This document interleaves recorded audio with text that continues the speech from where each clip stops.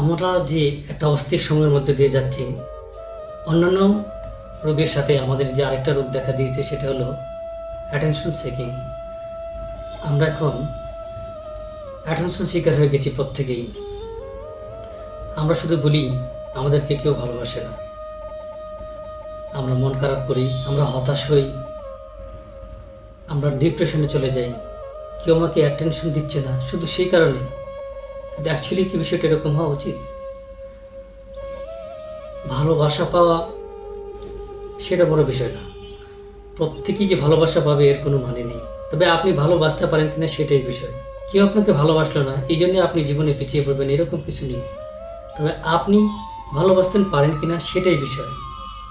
পৃথিবীতে দুটো জিনিসের মাধ্যমে মানুষ সব অর্জন করতে পারে, এক হলো ভালোবাসা আর এক হলো যুদ্ধ।